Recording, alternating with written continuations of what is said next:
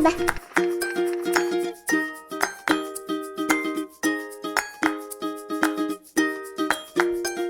Hi, everyone, and welcome to season 5 of Parent Talk, everything parenting and more. I'm your host, Genevieve Lefebvre. I'm a mom of 2, and I'm, of course, with my co-host, Becca Lewis. Hi, Becca. Hi, it's Becca and the co-host of Parent Talk and also a mom of 2. We're excited for another opportunity to learn and grow with our children today. Let's welcome another guest to help us do that. Yes, so today we're talking about the benefits of art therapy with Michelle Oucharek-Deo. Michelle is a registered art therapist. She is an author and a mom of 1. So hi, Michelle, and welcome to Parent Talk Podcast. Hello, what a pleasure it is for me to be here today with Becca and Genevieve, and I look forward to sharing my 27 years of art therapy experience with yourselves and with all your parents. Awesome. Yeah, so well, let's do it. So can you explain to us what is art therapy? So, it's an interesting question because I've gotten it for the 27 years of practicing and it has evolved a little bit over time. So basically, when someone asks me, what is art therapy? The best way to explain it is that art therapy is a form of counseling. So that when someone becomes an art therapist, they have gone through a series of educational experiences. They've gone through, most people who've become an art therapist, they've all gone through a bachelor program, either a fine arts program or a psychology program. And then they've gone on to do art therapy training, either at an art therapy institute across Canada or a master's art therapy program. But when people come out, they've all finished a master's level program to become an art therapist and are qualified as a counselor, and they're using art therapy as the primary tool. So then we go to what is the actual art therapy process. So art therapy is the use of art in many different forms when we're applying it into the actual counseling experience. So depending on the age of the person you're working with, I've worked with people from all the way from 2 years old up to, I think the oldest I had was 98 that I was doing some art therapy services with throughout my career. And so depending on who you're working with will make a difference of then what kind of processes and what kind of art mediums I would be introducing into the space.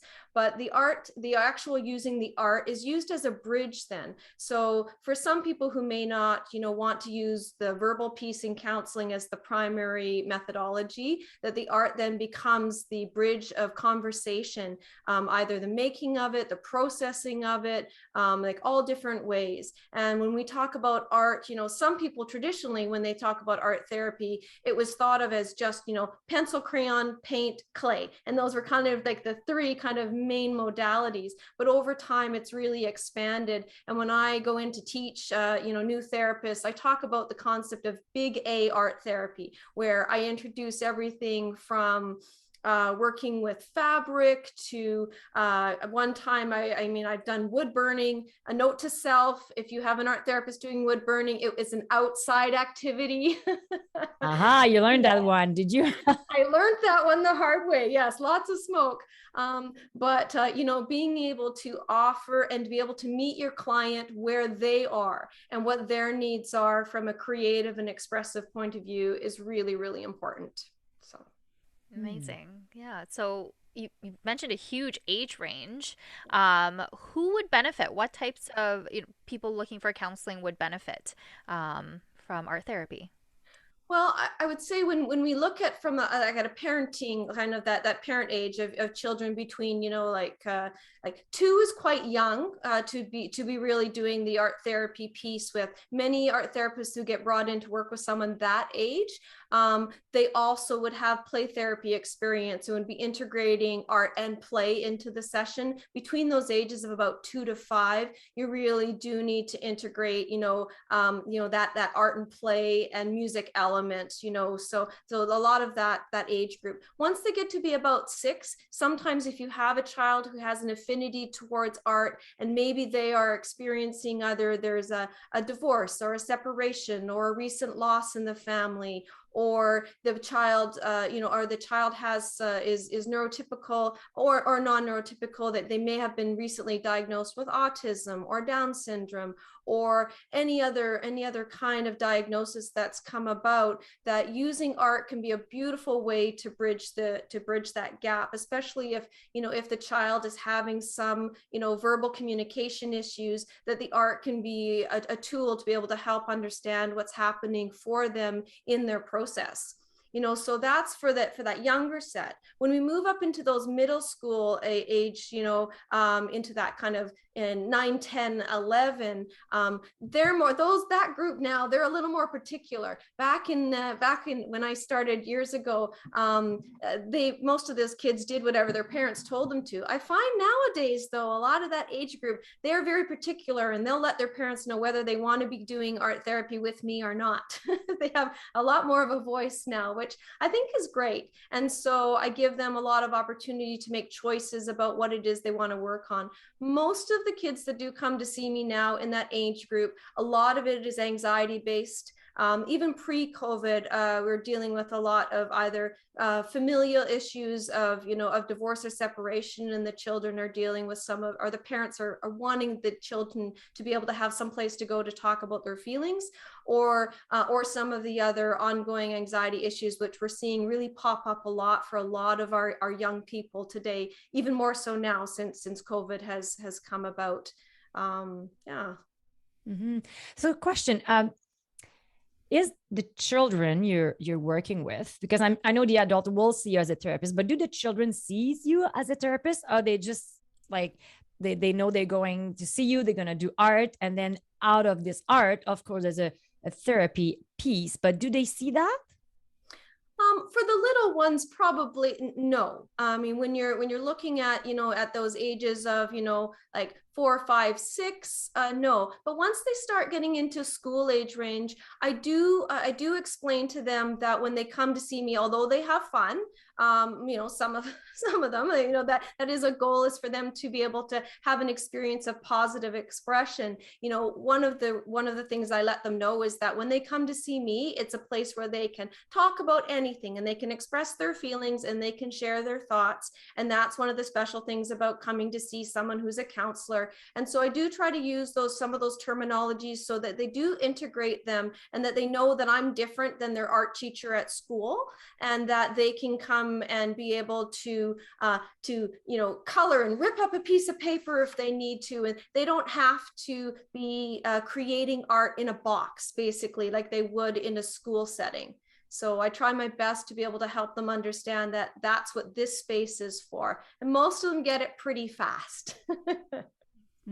Okay. So do I need to be an artist to No, not at all. I think that, so I'm right now, I'm picking up, for those who are on the podcast, I'm picking up a little wooden birdhouse that someone has painted for me, and on it is a plethora of colors with dots and almost recognizable hearts all over it. And what you can see is that when you go into an art therapy session of any sort, that it's about the process and about being able to experience the actual art, and having a paintbrush in your hand, having a piece of clay in your fingers, pushing the plasticine through your hands, even experiencing and doing water play and color. I had a young man several years ago with Down syndrome who was going through some really high anxiety as he was getting ready to move from middle school into high school. And we brought him back down into actually some water play, and was using a paint tray, so a paint palette of color, and he had like the little paint pucks in the water, and was pushing through the color and just using the experience between the textural and the sensory items and the color together to be able to work through some of the emotion and the anxiety that no words could really explain. And through that process, we were able to get to the next level of it when he started to be able to actually to breathe, and to be able to talk about his feelings a little bit, and to be able to express himself a little bit more and articulate as much as he could with his capacity. So it's a pretty amazing process. And so no, you don't have to be an artist young or old. And I think actually working with artists is really hard because they come in with a predisposed idea that they need to draw something specific. So sometimes I have to kind of break it down and get them to do some pretty basic image making, some scribble art, something that's going to get them to move out of their artist head and into their reflective and emotional heart. Very interesting. Now, with the pandemic and everything, just wondering, is, art therapy something that could be done virtually?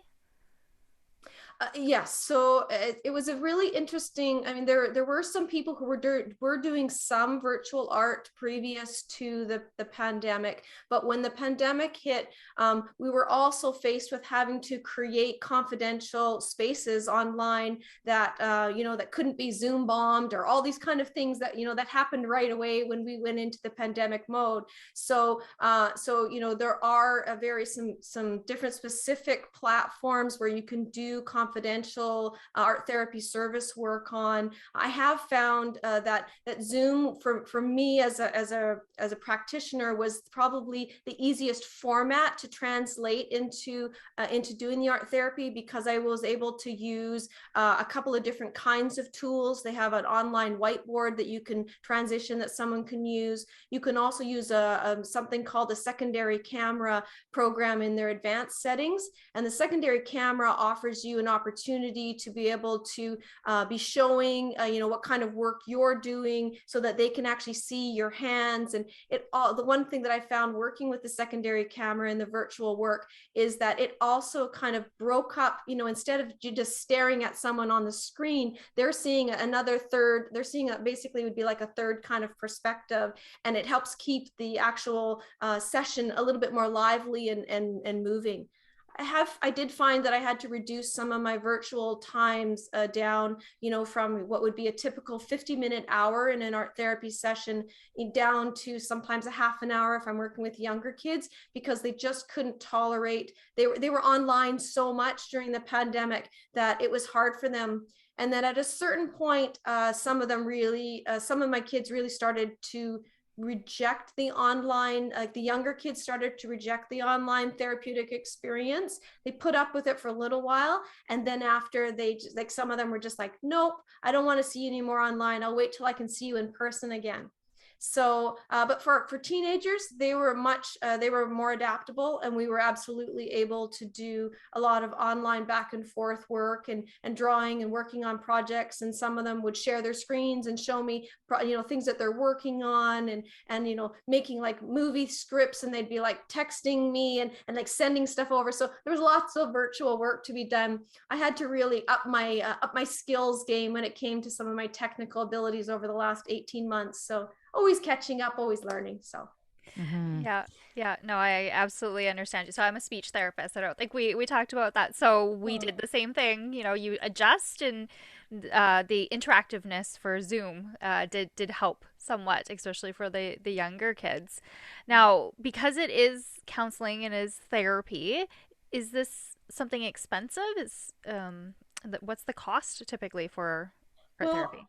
so when you look at art therapy and you look at the overall piece of counseling therapy and counseling, it's not covered by MSP, unfortunately. So families are in that position where outright that most of it would be initially privately funded when someone goes to see an art therapist. There are some insurance companies that do that. If you are a registered clinical counselor who is also an art therapist, there are third-party insurance companies that do cover you to see an RCC who has their art therapy training. So that's one angle. Another is so those are some, a few different ways, but even then they only cover a few sessions really. So if you're looking at, at more of a long-term commitment in the actual therapeutic experience, parents are either paying privately, or if the family is part of a homeschooling program. I've been funded, as an art therapist through two different homeschooling programs here in British Columbia. I've also been funded through some government programs. Autism funding, for instance, will fund art therapists for when their child is 6 years and older. But when you talk about brand new news, I mean the latest news that's come across the feed a few weeks ago is that the autism funding model is going to be changing and transitioning in the next over the next year and over the next 2 years, I think to 2024 is when it's going to be transitioning out from a completely autism funding model over to, it'll be moved away from a diagnosis model to a needs model, which will then open it up to other families who have other children with other diagnoses, which for some families with their children with autism, it's going to be a challenge. Around having to prove their needs so that they can maintain getting the service of art or music therapy. I didn't mention at the beginning, my husband's a music therapist and was on the podcast a few months ago. And so I think that'll change for some families about how they're accessing funds, and will have to apply through a needs-based program is what it appears to be. So that way of funding is going to be just different. It's going to follow more of a model like Alberta follows on a needs-based for our young people if they have different kinds of special needs. But if the family is just wanting regular service, then there are art therapists and counselors available throughout the province that would be able to service them. Fee schedule wise, you're looking on an average between $90 to $100 an hour. Plus GST for some, not for others, depending on whether or not they have a larger company. There are some that do charge a little bit less and may have a sliding scale. So that's always a good question to ask when you're looking to work with a therapist. But other than that, so is it expensive? It can be. But there are therapists out there who do try and find ways to be able to help support families as best as they can. Most models, ideally, you'd want to be starting with a once a week program, depending on what it is that's happening for your child. But then some people go down to, every 2 weeks. A lot of adolescents, they don't like seeing me weekly, except for a few. I've got a few adolescent girls who like coming in weekly. So that's great. I'd like to be able to make sure we promote young women and keep them moving forward in our society, and try to keep their anxiety levels down, because that's definitely something I've seen that's been really increasing is the amount of anxiety in our adolescent young women. So I'm always working to promote, to find ways to help their families to finance it, and just to see if there's an easier way for them to be able to see me with more ease. So that's very nice. I had a question about, I was talking to a music therapist, not your husband. I was talking to a music therapist recently, and she had mentioned that there are musicians and musical organizations that will fund music therapy. Yeah. I was wondering if you knew any organizations or artists that help support and fund art therapy. Not as it stands right now. The music therapists are ahead of us on the curve on that one. That is for sure. Yes, I think they have music heals and music listens. They've got some different programs. So that is definitely something that is to take to one of my associations. That's for sure. From a professional organization point of view, that definitely could work to help more people out there. Mm-hmm. Now I have a question for you. So when is a good time to reach out to an art therapist? Is there a certain, I know that there's very different, big variation of behavior, autism. You mentioned a lot of different reason why people will reach out to you, but when it's a good time? That's a really great question, because I have a family that I've worked with for many years, and they brought their 2 kids in to see me for some sibling rivalry things that they wanted to address.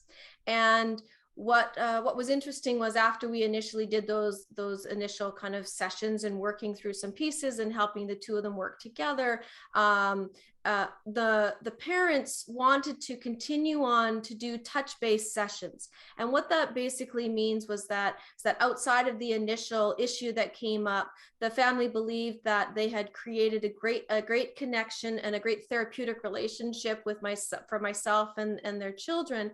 And they wanted to make sure that if there was anything that came up down the road, that we maintained that relationship. So they would come see me every few months. And one of the things the parent specifically had said to me was, I want to make sure that they know that they don't have to come see you just because things are really bad or they're having a hard time, that they can come see you to be able to express themselves and talk about some great things that are happening in their life and about goals they want to reach, and to be able to be looking at the therapeutic intervention and about the therapy, not just as, let's solve all the problems, but what can we do to help you move forward? So that's a very proactive way of looking at a therapeutic relationship, and has really been a benefit, that I've seen for this family and some others too. I like it. I like it. Prevention is always the key, right? It really is. Having that relationship, especially if you've got a young person who's on the cusp of moving into their adolescence, if you can establish a relationship and a therapeutic relationship with someone, so that when they get into their adolescence and they may be challenged, that they've got someone that they can go to without having to tell their whole story again. Right. And sometimes that can make a big difference for teenagers because they hate having to tell their whole story again. Yeah, usually do. So Michelle, thank you so much. We can find you on our panel of experts at parenttalk.ca. Where else can we find you?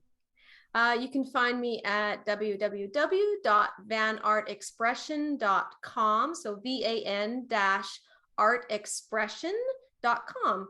And also, if you're interested in looking at some of my author pieces, you can find me at www.michelleoucharek-deo.com. So it's my whole name without my hyphen, because my my advertising people said it was too difficult to add the hyphen. So I was like, okay, fine. So michelleoucharek-deo.com. Awesome.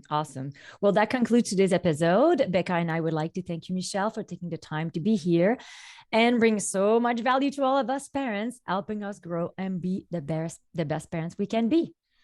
Well, thank you so much. What a pleasure it is for me to be with you, Becca, Genevieve, and all of your parents. And I just wish you all the very best, and know that art expression can happen at home with you at any time. And if you need someone, reach out to the BC Art Therapy Association online, and you'll be able to access, or the Canadian Art Therapy Association also, for accessing any art therapists who are available in your area. Awesome. Thank you, Michelle. So for our listeners, if you have a question or you would like to join us on our show as a guest or as an expert, please visit the Contact Us section on our website at parenttalk.ca. So follow us on Instagram, Facebook, and now also on YouTube at Parent Talk TV. You can always subscribe directly to this podcast on our website at parenttalk.ca. So we hope you enjoyed the episode today on art therapy with Michelle. And if you did, we're inviting you to share it on your social media. So as we all know, parenting can be interesting. It can be hard. It can be, there's up and down with parenting, right? So it's important to laugh, keep learning, cherish your village, and be true to yourself. So thank you for joining us today, and have a great week. Bye.